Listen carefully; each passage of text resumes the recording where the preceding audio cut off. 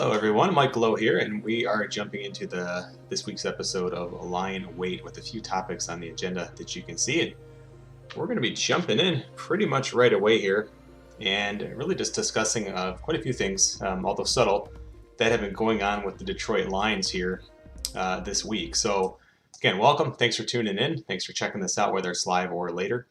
And we're going to be starting with talking about probably the first news that happened since the last episode, which was the signing of the Lions' latest free agent, Tyrell Williams, who was cut earlier in the week from Las Vegas. And I'm going to just pull his page up here. And Tyrell Williams played last season with the Las Vegas Raiders. I'm sorry, actually, yeah, his last season he played was 2019. He sat out, I believe, the 2020 season, or was hurt. I believe he sat out. But you can see him there. We're going to be actually taking a look at his stats. I haven't actually clicked on his 2018 stats there. And we're going to be just taking a look at who Tyrell Williams is, and then in a bit, comparing him to Kenny Golladay. And just kind of seeing, is he the replacement? Is he a supplement? Is he maybe the replacement for another receiver that the Lions have lost? Because, of course, they are potentially losing more than just Kenny Golladay here. So Tyrell Williams, as I mentioned, there's a few things you'll notice that kind of catch you right away about him being a similar, makeup or similar player style, at least, to even Kenny Golladay. They're both 6'4", I believe. You can see Kenny Golladay, 6'4", 213. And just a little bit lighter here, Tyrell Williams, 6'4", 205. So they both kind of bring that big target body receiver to the Lions. And if Golladay comes back, of course, it would give them an opportunity to even have two of these guys. And we'll get into what that might look like, or whether I think that's a possibility or should be a possibility for the Lions. But, Tyrell Williams, I didn't know a ton about him, truthfully, when I heard that they picked him up. And so I wanted to do a little bit of just digging around, and I figured I can show you some of the digging that I've done, and we can look and see how these two players compare. So what I'm doing is I want to look at Tyrell Williams' 2018 season, and I'm also going to pull up here this window, which is actually the Lions offensive coordinator, Anthony Lynn. And I have these lined up straight across, so like 2016 lines up and 17 lines up and so on. So I mentioned that Tyrell Williams did not play in 2020. And so we're looking at kind of his 2019 season. And that's the 1 year he was in Oakland. And we'll see some kind of weird things, like he had quite a few more, kind of some issues with drops that year in Oakland. But the two previous seasons before that, 2017 and 2018, you can see line up with Anthony Lynn, who was the Chargers head coach at the time. Now, it doesn't always mean that it's going to be like a one-to-one. Everything's going to be exactly the same. I mean, first off, Lynn has a completely different position. He's the coordinator for the Lions, of course. And you also have, Tyrell Williams is always changing as well, right? All players are dynamic. They're getting older. Sometimes they're getting better. Sometimes they're getting worse. But he played with him in his age 25 and age 26 season in Los Angeles Chargers. And he played all 16 games, you can see. And there's nothing crazy here, right? 43 catches, 700-ish yards on average. But a really nice yards per reception there and a handful of touchdowns. So when you look at these numbers, the first thing that kind of jumps out is like, yeah, he's a nice complementary receiver. This guy can easily slot in and be a dependable number two. Now, you might have to kind of redefine what you're thinking a number two receiver looks like, because we've been spoiled in Detroit with wide receiver two with Marvin Jones Jr. Not everyone's going to put up that same sort of production. So when we talk about a guy having wide receiver two production, that's what you're looking at here with Tyrell Williams. Again, as recently as even the season after that, he's been very, very consistent. 40 so catches, again, 700, a little below 700 yards, and a touchdown every third week or so. And so has been very, very consistent, even catch percentages and stuff like this. And so he has been a pretty nice player. That I think it makes a lot of sense for the Lions, right? So he's a guy who, of course, when he was first signed, a lot of people were asking, like, well, is Tyrell Williams, is this the guy replacing Kenny Golladay? And it's hard to really know, because I've even heard some other podcasts I was listening to this week, and just kind of saying like, well, he could have been the replacement for Marvin Jones Jr. And they're absolutely right. I think that was the POD cast, if you're familiar with that one. Great podcast. And they're absolutely right. We don't know. On the surface, the best news of this, the Lions have a dependable receiver on the roster now with experience who's had production consistently for numerous years in the NFL. And so that's obviously a really, really big thing here to at least get him into the fold. But let's take a look and compare him to Kenny Golladay, because again, that's where I think most people's minds went of that, like, oh yeah, he's going to be replacing Kenny Golladay. And at first you're thinking like, come on, that's crazy, right? Is that even a shot? But let's take a look and see. We know they have similar builds. Tyrell Williams is a year older than Kenny Golladay. But if we kind of look at, because Golladay only played in 5 games last year, right? So I'm clicking back to his 2019 season. And if I scroll down here, let's just take a look. He had an overall, really, really nice overall grade, 79. He had 65 catches for about 1,200 yards, 11 touchdowns, which I believe led the NFL. Yeah, 11 touchdowns led the NFL, just the 5 drops, and it was averaging 18 yards per catch. Now, if we go down to Tyrell Williams, let's go to his 2018 season, because this is the year he was with Anthony Lynn, and I figured maybe that could at least paint a little bit of a better picture there of what we might see with him. Again, he's a couple years older since then, but still, let's just go down and look. So we're looking at just the general overall 60, let's call it 67 and maybe 68 for his receiving grade. Golladay, again, easily surpassing that with his 2019 totals.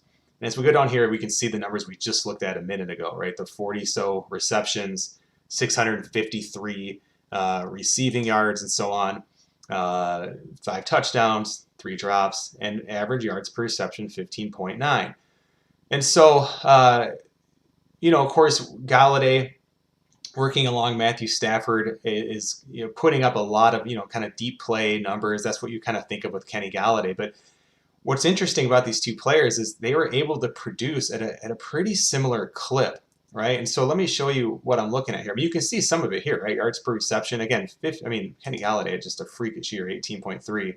But again, Matthew Stafford throwing the ball deep, that was their game, right? If that's not there, you can't fake those numbers, right? So those opportunities were there that him and Stafford were able to touch on. And Tyrell Williams, again, 16 yards per reception is that's no bad performance by any stretch. That's really, really impressive.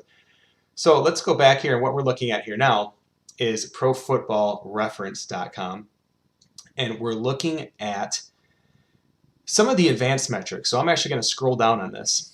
And as we look at some of the advanced numbers, such as total yards per traveled in the air before caught, and then this is, of course, that average of the yards per before the catch, right? So how deep are they, basically?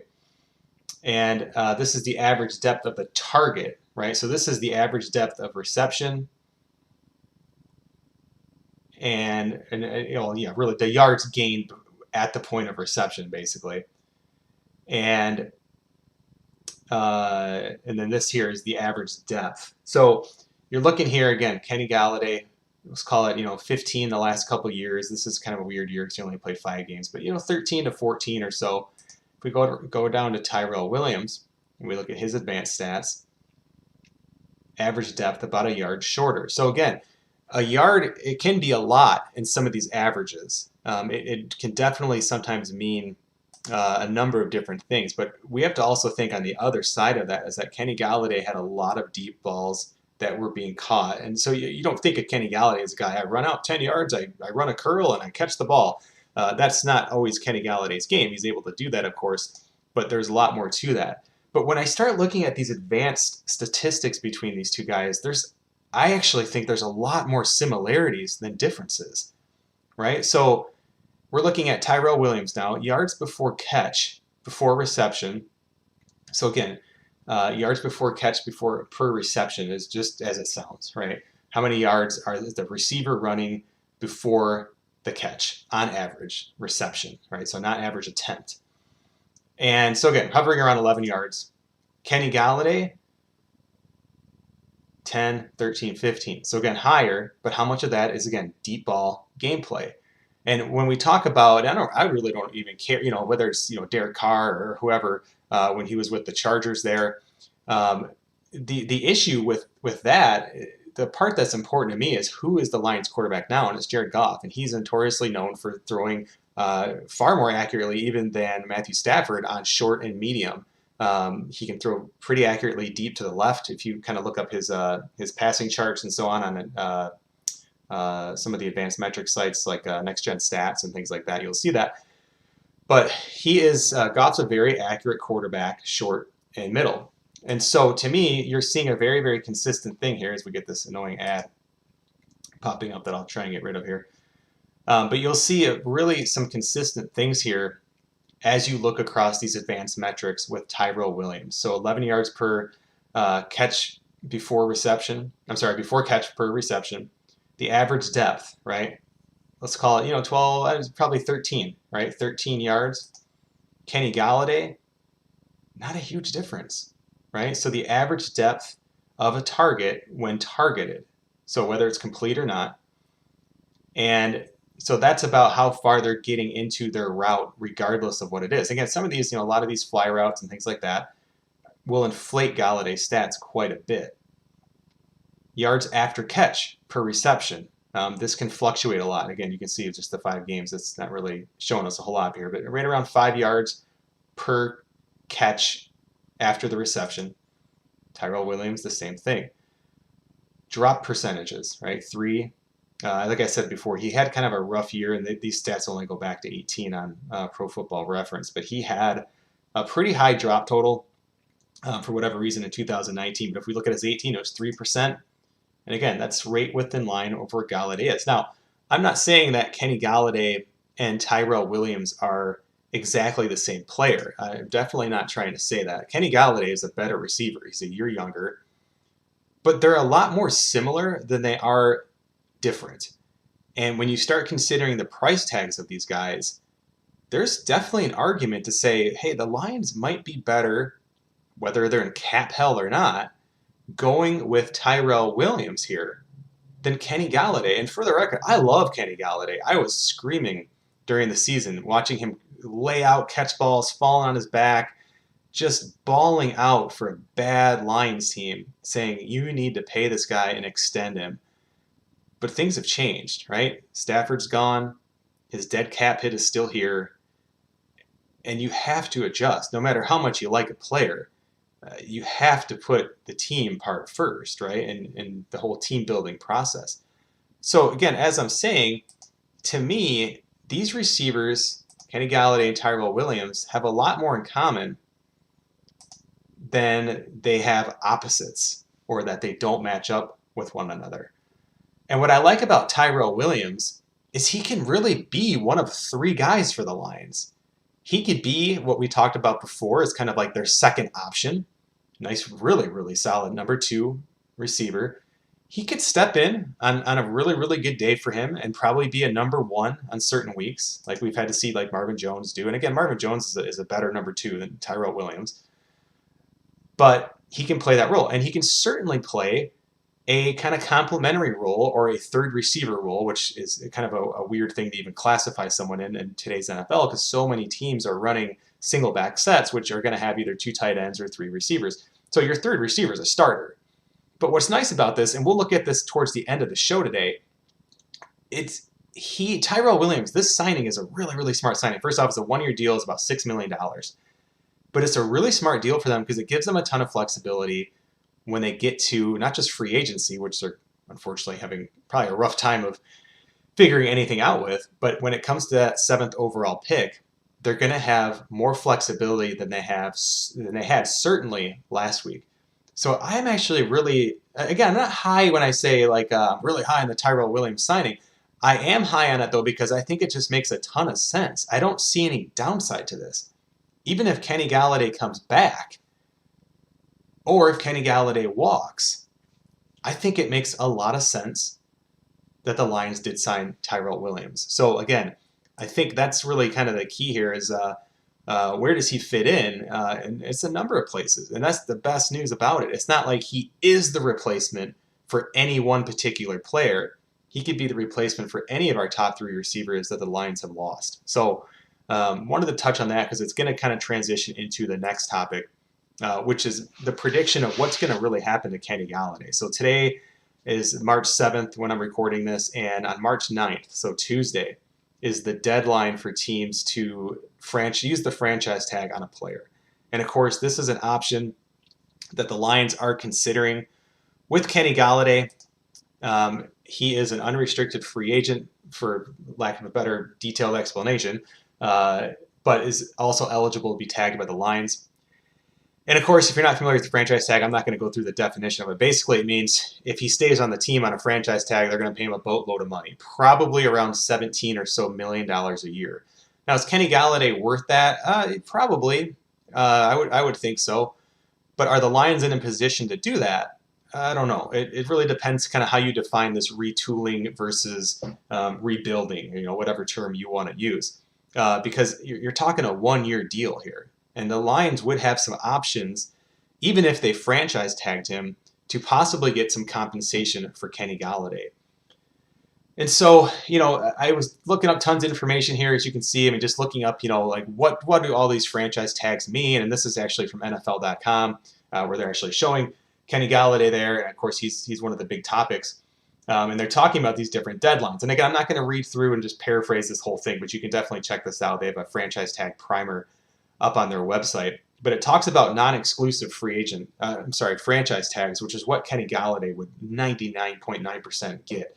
And it says this is the most commonly used tag. Let me make this a little bit bigger here. Colloquially, when most refer to the franchise tag, they are generally talking about the non-exclusive version, which is what this is. This is a one-year tender of the average of the top 5 salaries at the player's position over the last 5 years. You probably know that part.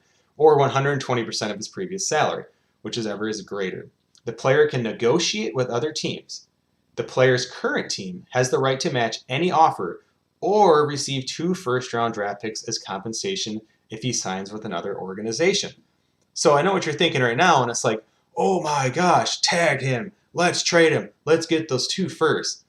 But, and I don't say this with like any sort of like snarky connotation or anything like that, but who would get, and coming from a person who really, really likes Kenny Golladay, who is going to be giving up 2 first-round picks for this dude? Especially when you look at another loaded wide receiver draft. When you look at another, free agency list here that's got a ton of receivers, if we just filter to receivers, up at the top. And he's one of them. He's PFF player number 4 overall. But you got Will Fuller, you got Juju Smith-Schuster, Allen Robinson, Chris Godwin. Or at least right now, who's giving up 2 firsts for Kenny Golladay? You're going to hear some Lions fans potentially say that. That's what they need to do, but you have to be realistic about it. That's just not going to be an option. I don't think I was actually showing that there. So let me kind of show you again here. But the wide receivers, right? So you got Godwin, Robinson, Golladay, Will Fuller, Smith-Schuster, and so on. Hard-pressed, in my opinion, to find a team who is going to be giving up a first-round draft pick, 2 first-round draft picks at that, for Kenny Golladay. It would be nice, but it's most likely not going to happen. So the tag trade thing is probably more likely, right? So they could do a tag and trade. I think a team, hey, we saw, Tampa Bay did this a little bit, even with the Tom Brady contract in a way. They didn't make a trade for him, obviously, but kind of signing short-term deals. Let's just build the team. Let's get this team now to go win. And maybe, a team with salary cap room that's just kind of looking to plug a player in like that could do something like that with a tag and trade. Are they going to get a first-round pick for Kenny Golladay? I don't honestly think so. I would listen to the argument that maybe they get a second, but I think a third would certainly make sense for both teams, and you'll kind of see why here in a little bit. And so it's going to come down to, okay, well, would you want to trade Kenny Golladay for a third-round pick? That's also the potential that they could get in a compensation situation, which I will show you here momentarily. But, of course, the option in between here that you can see on the screen is a backloaded extension. I mean, frankly, they couldn't really sign Golladay to an extension if they were to do anything more than just backload the hell out of it, right? So if we scroll back down to him, they're estimating about, 21 million per year or so. And yeah, maybe that first year is going to be a little bit lower, 18, 19, but that's even more than tagging him most likely. So it's going to be creating a ton of cap trouble for the Lions if they were to extend him. Not to mention, you really can't get rid of that contract the same way you could with a franchise tag, which you can move much easier than you could a recently signed contract where you're going to take all that dead cap money with you against the salary cap for that year. So a backloaded extension could work. I mean, we saw this a little bit with the team restructuring Jamie Collins Sr., and so that would be an option that the Lions could look at if they wanted to keep him long term. But then it kind of goes back to what we looked at with Tyrell Williams, right?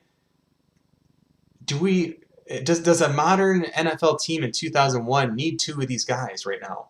Is this the way the league's trending? I mean, I like these receivers. I like these big target guys who maybe aren't the fastest. You can certainly get some value in these guys who maybe are a step slower, but do you want a whole team like that? Right? You want some diversity in the matchup problems that you're creating for another team. And to me, as we saw earlier, Tyrell Williams just looks a little too much like a Kenny Golladay type player. They're similar builds, they're putting up similar stats. And again, with the acknowledgement that Kenny Golladay is a better player, I would even argue Marvin Jones Jr., even at 31, is probably a better player. But when you consider the dollar value, there's a lot there with Tyrell Williams. But boy, you're really starting to take a big hit when you start looking at this money that they'd have to pay Kenny Golladay. Now, the compensation thing, I've seen a lot of people talk about, well, the Lions could also just not sign him and let a team get him, and they're going to get a third-round compensation. So we wouldn't even have to worry about a trade. We can just take that. That's sort of true. It's also sort of not true. So let me kind of show you what we're talking about with that here. I'm going to go full screen here so you can see it. So this is overthecap.com. And what this page is talking about is how qualifying offers and things like this work, and how compensation free agents, which is what CFA stands for. So qualifying compensation eligible, more or less, free agents, and how you get to be in this particular value, right? So this is not the franchise tag. This is not getting 2 firsts or anything like that. This is a player leaving, and based on the amount of money that that player signs for relative to the other free agents who signed during that offseason, you would get a compensation pick. So there are multiple teams that could get third-round picks, for instance. However, you would need to fall within that 95 percentile, or in the top 5% of highest salaries, in order to get that. Otherwise, at best, you're not bumped down to a 4th, and if you're below 10%, it's going to be a 5th, and so on. So if you're hoping to get at least a 3rd, this is what has to happen. Kenny Golladay has to sign within 95% of any particular free agent who signs. Now, if we go to all free agents, now guys, keep in mind, you're going to see Dak Prescott at the top here.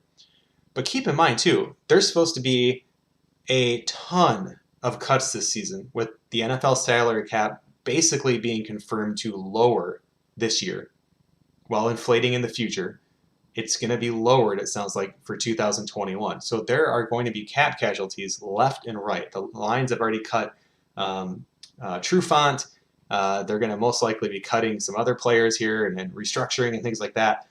But Dak Prescott right now sits at the top for now, right? We already saw J.J. Watt and so on. He was a cap casualty kind of thing. And again, there was a little bit, obviously, drama with that team going on. But you have to guarantee that Kenny Golladay will fall within that top 5 percentile. Now, if Dak Prescott actually doesn't get tagged, and these are some unlikely situations, right? If Dallas decides not to tag him or not to extend him, and he just literally walks to free agency, Dallas is going to get a 3rd-round pick for this guy, no question. Now, they're not stupid. They're not just going to take a 3rd-round pick for Dak Prescott. They're going to tag him and probably get 2 firsts. But if they don't extend him, of course. But what does that mean then? Well, it means Dak Prescott would come off, so he wouldn't be at the top here. You'd have Chris Godwin for now, Allen Robinson, and Kenny Golladay. Now, they're all slotted around the same price. So if this is the scenario, you would get a 3rd-round pick for Golladay. Again, assuming all these guys sign right around this particular spot. But the other crazy part, and this is actually the part that will work out well for the Lions, is part of that compensation is that your team, the team who is signing them, the team who loses the player cannot overspend, right? Like you can't have both, right? You can't have your cake and eat it too. You can't get these compensation picks and spend a ton in free agency. So it's actually set up really, really well for the Lions to use something like this to at least get a third for Kenny Golladay. And it might not be the worst situation. You don't have to use the tag, so you're not locked into that. You can still work on an extension. As far as I know, you can work on an extension just like any other team would be able to at this point when its free agency opens here March 17th. And again, you're not locking yourself in. Because if they locked him in and traded him, yes, as I mentioned before, there is a shot the Lions could say get like a second or maybe 2/3 for Kenny Golladay. But you just don't know. And that's the pro of it, right? The con is that you just don't get a deal worked out, or maybe a team's like, well, no, I know you're screwed now. You got too much money attached to this guy. I'll give you a fifth. Do you take that chance, or do you just take the third? It's like being in the casino where you're a little bit ahead, right? What are you going to do? You're going to walk out or you're going to stay in? And that's the situation with Kenny Golladay right now that the Lions are going to have to decide on in the next 48 hours. By the time some of you are watching this stream, you'll already know that I'm probably dead wrong on half the stuff I'm saying here, but that's okay. Just trying to walk you through the different situations. So the Golladay prediction, these are always kind of tough for me because it's like, well, what are you asking me, right? Are you asking me what I think the Lions are going to do or what I would do? And I certainly don't know what the Lions are going to do. There's a whole new team going on here, the front office. I have no clue what they're going to do, obviously. And so, what I would do, I don't know. I don't think the Lions need him that badly. As much as I like Kenny Golladay, I'm just not sold on how he's going to work with Jared Goff. I don't really know that he's the receiver that's going to elevate Jared Goff like the way he helped elevate Stafford, and Stafford elevated Golladay too, right? They worked great together. Loved both those guys in the Lions. Loved them. But for me, that's a lot of money to spend on, not that Golladay is an unknown, but like a relational unknown, right? We just don't know how those two are going to go together.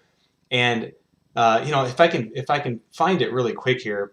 I can pull up that Jared Goff thing I was talking about. I just need to think about where it's at. So if we do next gen Jared Goff, I'll show you what I'm talking about if I can pull it. Their website's kind of weird to navigate sometimes. So let me just show you what I'm looking at here. That's not it. So let me see if I can actually try to find Goff.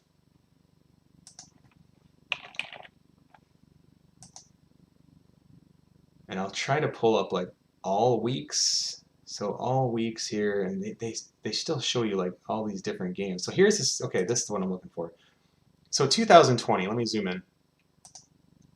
Now again, this is 1 year, right? But this is the most recent year they have. This is Jared Goff's entire 2020 next gen stats, his passer rating to the different regions on the field, or quadrants, whatever you want to call them. Here's the line of scrimmage. And so again, short passing. Above league average for most of them, or right around league average collectively. Does a really nice job. You can definitely see he trends to throw to his left a lot more. But again, his mid throw is really, really nice. Deep throws nice as well. And so, it's when I look at this, the money of spending, what I'm trying to get at with showing you this is, I don't know what this relationship will be like, because is Kenny Golladay only going to be running? I mean, look, it's not like these are in the 60s. Look how bad these are. Kenny Galladay's big plays a lot of times are in these three quadrants, or these three regions. And so if they're only here, and teams know, and that's all the Lions are ever doing is just, if Galladay's on the left, watch him deep, or whatever, that could be a problem, right? And so that's a lot. And now, are you willing to take the gamble on something like that? Yeah, for sure. I mean, why not, right? You can take a gamble on something like that, but that's a really, really expensive gamble. And I guess that's the point I wanted to make with that, is just that, well, I don't know. I don't know if that's a risk I want to take as much as I like Stafford as much as I like Golladay, and even I like Jared Goff. I'm really excited to see what he does with the Lions. So anyway, there's a lot we could go on and on and on about Kenny Golladay, but I'm going to kind of wrap it there as far as that topic, and just say nobody knows for sure. Anyone telling you different is just trying to fool you basically, but nobody knows. I'm really curious to see, because I think team management is just such an interesting thing, and I really like watching how teams go about this, especially our Lions here. So we'll see. If I had to guess right now, if I had to put my money on one of these things happening, I would probably say it's going to be a tag and trade if I had to go with anything. And then they're just going to try to roll the dice and see if they can actually get the value for it. So let's see. So let's talk about really quickly some restructuring. The Lions have done some restructuring here. And last week we looked at this page here, which is the salary cap calculator from overthecap.com. And we went through and we did some different scenarios. But they have, and you don't see it here, they haven't updated this yet, but Jamie Collins has adjusted his salary in a way that it's going to bump back some of this money. He's still going to be making about $9 million or so this year, which is what he technically, I believe, is going to be making. I don't think this is completely accurate. I'm sorry, that's the dead money. But yeah, still, it's got him at more than 11. But it doesn't really impact the money he'll put in his pocket this year. But what it does is it kicks the money back to later years to free up more cap room. And so you can see the reason they did that, because they very well would have cut Jamie Collins if they could have done the same thing they did with Trufant, where they would have freed up, say, 6 or 7 million of that 9. They would have probably done that. And so they restructured it instead, which is good. Jamie Collins was a productive player for the Lions, even on a bad defense. So we're, I think, all hoping that he can bounce back and have a pretty good year, at least average or above average year for the Lions. Again, Trufant is now gone. So who else could the Lions do this with? And when I looked at this page, what I'm looking at here is like, well, we can't cut these guys, the ones in parentheses and in red, because that means you're literally like losing money. Instead of gaining cap space, you're spending it. And the long and short of that is because of the bonus that the player still has spread across the X number of years on their contract, right? And so this is guaranteed money to the player that you have to pay out, and it goes against that year's salary cap. You can wait till June 1st if you want, which is what's called the June 1st cut, and you can kind of absorb that hit over 2 years. But again, all you're really doing is just delaying the inevitable, which is having to pay the player, right? So what I was kind of looking at were players that had a cap number of, say 5 million or more. I think even Taylor Decker, 4.9. So couldn't cut Taylor Decker, not that they'd want to. He's been a really solid player. He would cost a ton of money to cut. But Taylor Decker would be an option of a restructure for the Lions. He seems to like it here a lot. Team likes him a lot. I wouldn't be surprised. Again, his cap hit isn't terrible. I don't really know what you're going to do with that. But he could be one. I don't really know if they would do Hawkinson with him making the Pro Bowl last year. I don't think they have a ton of leverage to really ask him to do that. Same thing with Jeff Okudah. Even though Okudah had a pretty rough rookie year, I think everyone understands that there were a lot of circumstances that could have played into that. And so I don't think Okudah would. I think Halapuli Vaitai could be a guy that the Lions look to restructure. And again, same thing, probably delay a ton of this guaranteed money here and this cap hit money. Just kind of spread it off across the next few years here. And possibly, sometimes the player can get some leverage and say, well, if you're going to do that, I want an extension. I want an extra year. I want an extra 2 years, that sort of thing. They could do that. But you don't always have to. And that's kind of the nice thing about these is you can really structure it how it best benefits both parties so long as they both agree. But Halapuli Vaitai would be an option to restructure. They did Jamie Collins, but Trey Flowers and Jared Goff are the two big ones. Flowers, again, he's always been a very productive, high-performing player, even on the Lions here.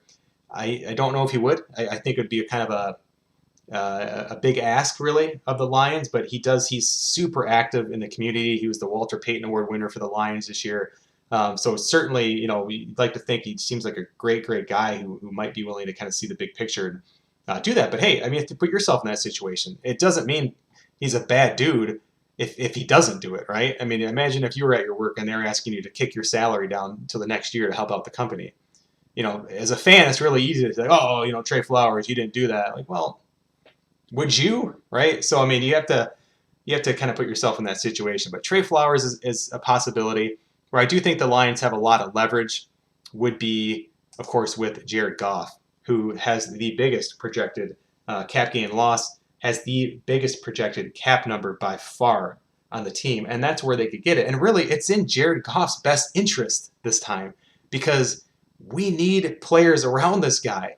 We need players to catch the ball. And, does the Golladay extension even, does that play into this? Are they playing chicken a little bit with Jared Goff, saying, well, I don't know, we'd like to extend Golladay for you, but can't.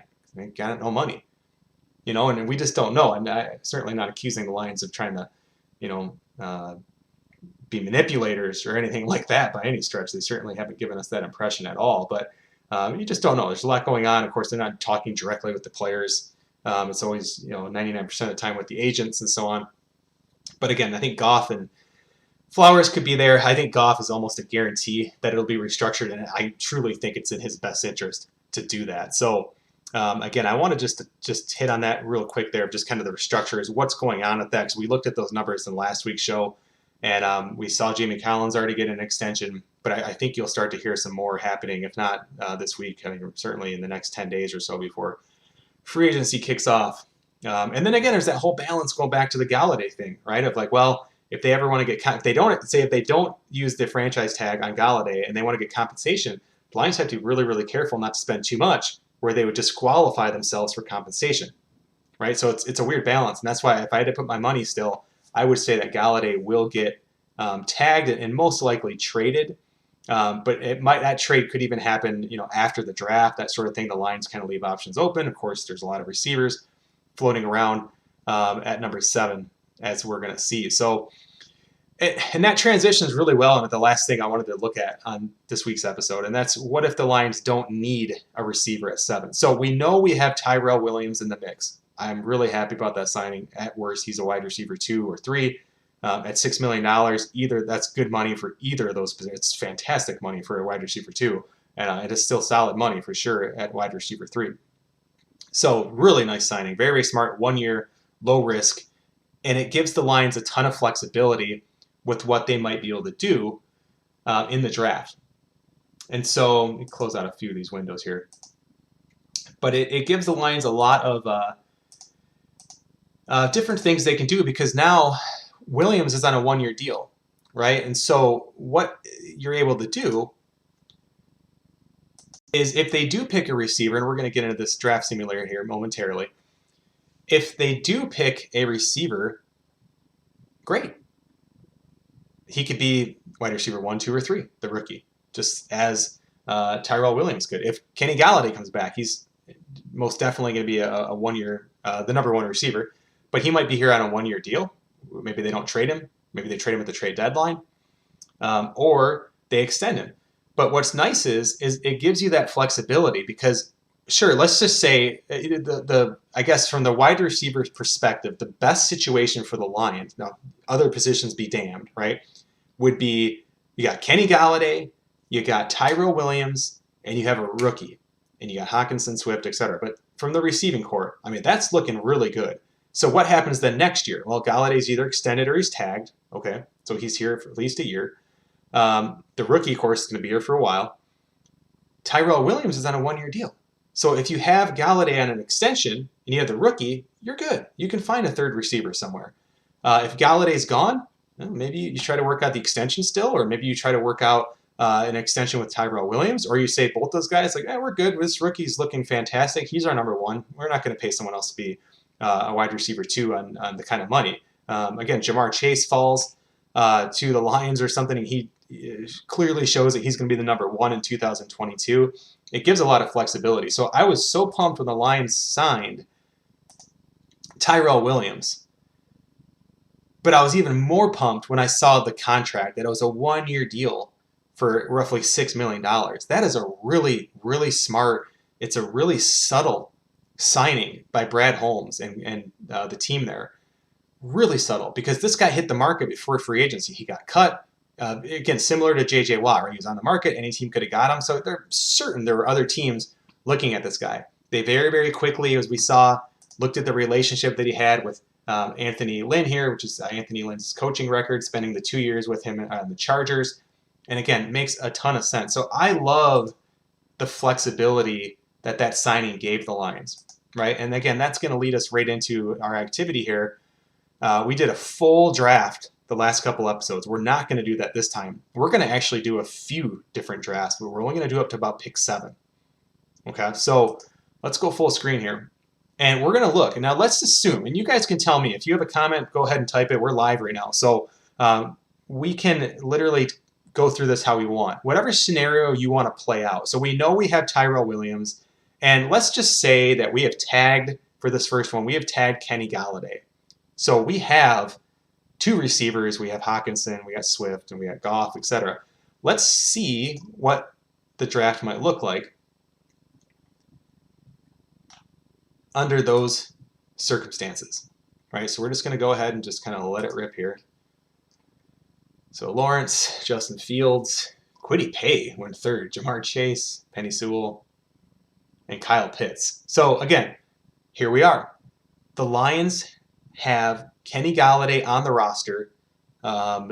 Maybe he's tagged. Maybe it's an extension with backloaded beyond your wildest dreams dollar amounts on the later years. And, of course, they have Tyrell Williams. So what happens now?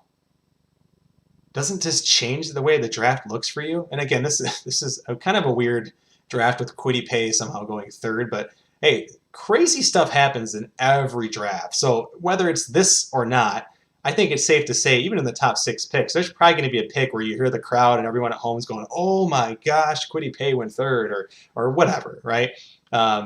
Maybe the Bateman he's the first receiver off the board. I mean, there's all kinds of crazy stuff. Trey Lance gets picked before Zach Wilson or whatever. There's always that moment. So in this particular instance, what do you do here? And last week we went through a lot of these. We're looking at the grades. We're not going to dig into it that deep. If you're watching a video cast like this, I'm assuming you're up on at least top 10 players. You're up on kind of what the Lions might do. I don't need to tell you who these players are. But there are a lot of Lions fans who love Zach Wilson, not just Lions fans. There are a lot of NFL fans. Chris Sims had him ranked higher than Trevor Lawrence in his QB ratings this past week. So he just fell to you. Now, do you need to take him? There's a whole other debate. That could be a whole other podcast, a whole other video cast of, do we kind of see what we have in Goff first? You can go Micah Parsons, hazing or not. If you wanted to do that, you pretty much have your pick of receivers. You got both Alabama receivers. You, of course, have Trey Lance. And you certainly have options to trade down when you see a guy like Zach Wilson. And I can tell you right now, if I were the GM of the Lions, that's what I'd be doing because I want to see what I have in Goff. I like Zach Wilson a lot, but I don't think I like him as much as other people. And so I would rather just kind of go with Jared Goff, who, by the way, guys, is what, 26? He's made 2 Pro Bowls. He's been to a Super Bowl. And if you're thinking, well, that stuff doesn't matter, blah, blah, it's what you do on the field. Okay, then if you're a Stafford hater and you're saying that, you make 0 sense because he's basically the opposite of a Matthew Stafford in that regard, right? He's won playoff games, he's been to a Super Bowl. But a lot of people are like, oh, he's not very good. And so it's like, well, which one is it, right? Which one of these quarterbacks is good? And so I think the jury is definitely still out. He's still very, very, very young. Zach says if in this case, if Zach Wilson is there, you either take him or you trade back and get more draft capital. I 100% agree. And I wouldn't freak out either way. I would love for the Lions to trade back just because, guys, even your best quarterbacks, statistics show, and again, rough numbers here, I don't have a source, but just kind of various different things I've looked at over the years that talks about first-round quarterbacks are pretty much a flip of the coin, whether they turn into a good player or just a not very good player, right? So whether it's Joey Harrington, whether it's Matthew Stafford, whether it's Peyton Manning, Ryan Leaf, there's 100 different scenarios where you can look at the flip of a coin. Jamarcus Russell, right? So, yeah, hey, Zach Wilson, number 2 player on the board at 7, that's great value, but you just don't know. And I think a lot of us could probably agree that, Micah Parsons might be a more secure pick, even though I'm not really big on picking a linebacker that high. But but the point is, look at the options it gives you. Just by signing Tyrell Williams, the options. Because if this were to happen, now the Lions are like, well, I don't know, we should take one of these guys. Which one? I'm sure they'll have their board in order. But like, boy, are they going to really regret passing on who could be like the next Luke Kuechly? Could they, regret passing on the next Andrew Luck, which is a lot of the Zach Wilson comparisons. So it's really nice to be in this position where you can just pick what could be a stud quarterback or the best defensive player in the league or a receiver that you really still need for the future of the team, because Golladay and Williams, if they are both here, could both be on one-year contracts. Maybe you fall in love with Trey Lance and you trade back or whatever. You trade back. I mean, truthfully, like I would love to see, we didn't really talk about him a lot, but I would love to see the Lions land Christian Barmore. I love Christian Barmore a lot. I love him for bringing pass rush up the middle, something that this team has lacked severely. And you guys, if you look at the last time the Lions were, and I put good in quotation marks, right?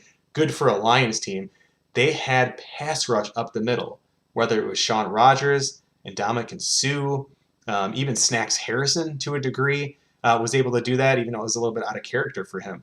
But you need that. Teams need that. If you watch the Super Bowl, right, and you saw Tampa Bay getting that pressure up the middle, everybody talks about the sexy edge rusher, but you need that defensive tackle who can get up in people's business up the middle. And I love Christian Barmore. So if the Lions had this and they traded back to even like pick 11 or 9, even if they're like, oh, we're going to pick Barmore. He's 14th, but that's only PFF score. They might have him higher. So like I would love, look at these scores the last couple of years. Love to see something like that. Even, people, they wouldn't take a corner. They already have Okudah. Guys, this is a passing league. What hurts with having 2 stud cornerbacks? What's the problem in that, right? So that's just one scenario. Let's, I see another one coming here from Sam. He says, I'm not out on Jared Goff. He's done good things in his career, has the record for most yards in a Thursday night game. Oh, yeah, that's right. That was like that 100-point game, if that means anything. I mean, yeah, it certainly shows that it's not like he's incapable of playing NFL football. I don't think you can really have an argument about that. I mean, the dude has shown he can at least play. And right now, for where the Lions are at, and please understand, too, this is coming from one of Matthew Stafford's biggest fans. I love Matthew Stafford. I loved watching him. I thought he was just such a stand-up guy in the community for Detroit. Big Stafford fan. But guys, when you look at, even on PFF, like if you just, I'm trying to remember where you can pull this up quickly here. But basically, I don't know if it's on player grades or maybe position grades. Let's see. But when you look at these, again, we're looking at just like kind of simple numbers. But when you compare, yeah, I think it's on this page. So this is PFF, just position rankings for quarterbacks. Let me put it up on the screen here. Aaron Rodgers, who I was just debating with some buddies last night, I still think he might still be my scariest quarterback in the NFL, even over Tom Brady. And I think I'm biased because I'm a Lions fan, and I see Tom Brady twice. I'm sorry, I see Aaron Rodgers twice a year, and he scares the hell out of me every time. But I enjoy watching him play. He's that good that even when he beats me, I still enjoy watching him. But so Matthew Stafford, this is last year, right? 2020, 14th in the league. So again, middle of the league. If we go down, Jared Goff 22nd, 71.3 to Stafford's 82. So again, there's certainly a difference, right? Go back to previous year. Let me get Stafford at the top of the screen here. It's going to be a little easier to kind of compare the two. So 71.3 to Stafford's 82. Again, Stafford definitely a notch above. 78.6 for Stafford. 71.6 for Goff. So starting to get a little bit closer. Goff had a completely miserable, or I'm sorry, these aren't year to year, my bad. Let me do that. Oh, they're only showing the 20. So anyway, but if you go back, of course, you're going to start to see that those get much closer when Goff starts looking at his previous years. And maybe if we pull up his player card, it'll show us the previous years here. If we go to his player page, it should. Oh, and they're right there. Yeah, it's going to show us better on that last page. So again, we can look at Goff here. And the whole point I'm trying to make in this is you probably kind of know where I'm going with it, is that like this guy is not, just as Sam said, he's not just it's not like he's putting up scores like this, or maybe like this is his second year and this was his rookie score. Yeah, I mean, you would have a huge argument of saying, hey, I don't know, guys, maybe we should grab Zach Wilson in the draft because he played 1 year and it was pretty bad. These are Pro Bowl years. These years aren't that far off.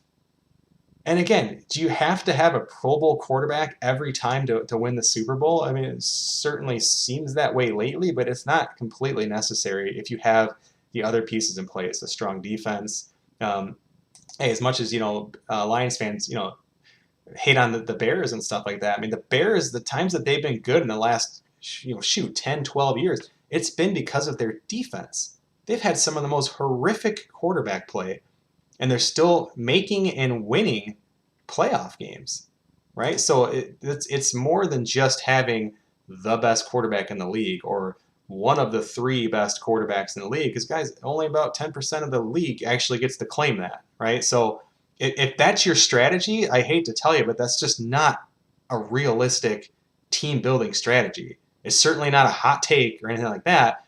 And if you walk in and sit down, I'm the GM of this team, let me tell you how we're going to win. We're going to get a top 3 quarterback. Oh, thanks, genius. Glad we're paying you to do this. Like, what are you talking about? It's the team building stuff in between that matters the most, right? Getting a top 3 quarterback. I mean, hell, look at Houston. They have a top 3 quarterback. Or you can make the argument, right? I mean, they had a quarterback who certainly has the capability of being a top quarterback, certainly Pro Bowl quarterback in this league for years. And they're hot garbage because the other stuff around it, right? So you have to still have that in place. It's kind of like making Thanksgiving dinner or something, right? You can have a really nice turkey, but if like all your sides the dog's been licking inside the mashed potato bowl, and your cat has peed inside the pumpkin pie or something, like what the hell? That's not a good Thanksgiving dinner. That's terrible, no matter how good the turkey is. So there's your ridiculous analogy for the day. So let's load up another one of these here, and let's just see how this one plays out. Now, let's say this scenario now. Let's say Golladay has been traded. They did a tag and trade. So we don't have Golladay, but let's say they signed another receiver. We have 2 receivers now. Let's say they've grabbed another one in free agency. And we'll just pick whoever you want, another $6 million receivers. We have 2 guys that are like solid number 2s. If we spread the ball around, or maybe we call Hawkinson our number 1, whatever, it could work, right? So same thing. We don't need a receiver. It would certainly be nice because as this fictional Lions team has been built, they don't have a clear-cut number 1. It's kind of like how the Patriots have been some of those years when they were still really good with Brady, where they had truthfully, a bunch of just kind of complementary receivers on the team. No dominant number 1. Of course, they had Randy Moss at some point, but this is when they just had kind of guys they'd be able to run out and just find productivity, really receivers 1 through 4, right? So let's see how this draft played out. They have Lawrence and Wilson flip-flopping here. Jamar Chase went, Sewell, Pitts, and now Fields. It's a little bit different. So Wilson's this time's off the boards. It's Parsons and the 2 receivers again. So, here it probably makes a little bit more sense to say, well, especially if they have one of these receivers a little bit higher than the other, they could do this. Or a trade down would make sense here too, because maybe if you're saying like me, where I'm like, well, I like a lot about Jalen Waddle. If I had to pick between those 2 guys right now, as much as I like Devontae Smith, I probably would take Jalen Waddle. But would I be upset if I traded down and picked up an extra second and got Devonta Smith, the Heisman Trophy winner? Hell no, I wouldn't. So again, there's an option. Could I take Trey Lance and live with it? I could, but again, for the reasons we just went over on Goff, I don't know if it's something I'd want to do. Kwity Paye is not far away. And again, if depending what the Lions do at defensive end with Aquara, Kwity Paye would be a good fit for the Lions, right? Micah Parsons, no one's talking about it, but he would be a great fit for the Lions, fill a absolute need. Again, the thing with him is there's some baggage tied to him. And again, it's a little bit early to pick a linebacker, but it's really all in how they use him. Guys, if he is a guy who can generate pass rush, I'm not saying he's Khalil Mack, but if he's a guy who can make an impact at times the way a Khalil Mack has, or one of the Bosa brothers or something like this, just providing rush and also coverage, by the way, who cares where you pick that guy, right? I don't care where you picked him. If he can have that sort of productivity, it's water under the bridge 5 years from now if he's winning playoff games for your team because of his defensive play. Hey, Delonte, what's going on? Zach says, Goff has won playoff games and has gone to the Super Bowl, which means we should be focused on building around him, especially being only 26. Take a QB in the later rounds so we can cut Daniels. Yeah, Zach, 100%. I think you and I are in step with that. Speaking of that, while we have that up here, I think I mentioned it last week that oh, it doesn't let me sort by position, does it? But we're gonna back out of this one anyway. So if I go to my draft board, yeah, I mean some of those later quarterbacks, there's gonna be a lot of quarterbacks that get picked sooner than people perhaps realize. And that's again, that's not a hot take by me or anything. There's a lot of people saying this now. Of course, Lawrence. I mean, guys are gonna go in the first round, right? Lawrence, Wilson, Fields. Go full screen here. Oops, sorry. I want to sort by quarterbacks here because I think Zach brings up a good point in that hey, we're not forced to do anything. And I understand the argument too. It's like, yeah, but if you have a franchise quarterback fall in your lap, you don't pass on him. But here's the thing with that. You don't know that he's a franchise quarterback. You don't know. And you don't really know about any position, but quarterback is probably the least predictable of all positions. So I don't care who it is, guys. I don't care if it's Trevor Lawrence. There is no guarantee of anything, right? So anyway, quarterbacks going in the first round. Lawrence, Wilson, Fields, Lance, Mac Jones. Wouldn't surprise me at all if Kyle Trask still went in the first round, especially if a team just kind of gets desperate. Maybe doesn't have a ton of holes to fill. Just says, hey, whatever, we're just going to grab him. A guy I really like, and I would love to see the Lions grab, say maybe in the third round. Third round, he's 120th. Yeah, he'd probably be one of our third round picks. And again, there's an argument there too, because should the Lions be really spending a draft pick on a quarterback in the third round? And I would say for another reason Zach said is that it would free up some cap space in cutting Chase Daniel. Unfortunately, they can't really cut Chase Daniel right now because it certainly kind of forces their hand a little bit. But again, podcast I heard earlier, as I mentioned, the POD cast, those guys do a fantastic job at Pride of Detroit. They were talking about what's the point of having Chase Daniel on your team, like a quote unquote dependable backup, when this team really isn't going anywhere? Who cares if Goff gets hurt? As far as what you're going to do, I mean, you have David Blau. I really like Jamie Newman. Like, this is a guy I would love to see the Lions get best available player that's not a quarterback in the first round. And truly, I wouldn't care if it was Penny Sewell, even Kyle Pitts. I really don't care. Whoever they have as their top guy, go get him or trade down. Second round, kind of the same thing. Maybe try to plug a hole or two. But then in the third round, with one of those picks, grabbing Jamie Newman, I think would be really, really nice. And I think I went over him a little bit last time, so I'm not going to go through and do a ton of breakdown, but I would encourage you to, and again, you don't have to follow my opinions on this, but I would encourage you just to kind of look around and see what you come up with as far as, guys that you might find are sleepers, and it just makes the draft a lot more exciting. But I think I would really be, I'm curious to see what he does in the NFL as a quarterback. He actually never played for Georgia, right? He transferred, I'm trying to remember where he transferred from. Jamie Newman, but he transferred and then sat out the season. So he's got Georgia next to him, but I don't believe he ever played a single down. I don't know if he even tells us here. One of you guys will know. I can't remember. Wake Forest. Yeah. So he was at Wake Forest before, but I really like his game. Very, very consistent, good size, can move around. So let's do another scenario. So again, the whole thing we're doing here is scenarios with Kenny Golladay and just kind of his what's going to happen with him. So far we have done the Kenny Golladay has been retained. He's on the team, right? Whether that's a franchise tag or not. And again, opened up a lot of possibilities, especially for trading down or grabbing a quarterback if they're in love with one or something like that. And then we just did what if Golladay walked, and we just signed another kind of complimentary receiver, like another Tyrell Williams kind of player, right? So this scenario, what else could happen if we go back and look at our Kenny Golladay scenarios here? If they just let him go, right? He's completely gone, and the team is where they are now. And that's some of the drafts we've been doing before, but I think it'll show you kind of the flexibility that the Lions are giving themselves by at least considering bringing him back or trying to get something and, again, plugging other holes, freeing up salary cap so that they can go out and possibly sign other guys, right? So here we said that Golladay would be off the team. This one, Fields went first, and then Lawrence. It's kind of a crazy one. But top three quarterbacks are gone. Both Alabama receivers are gone.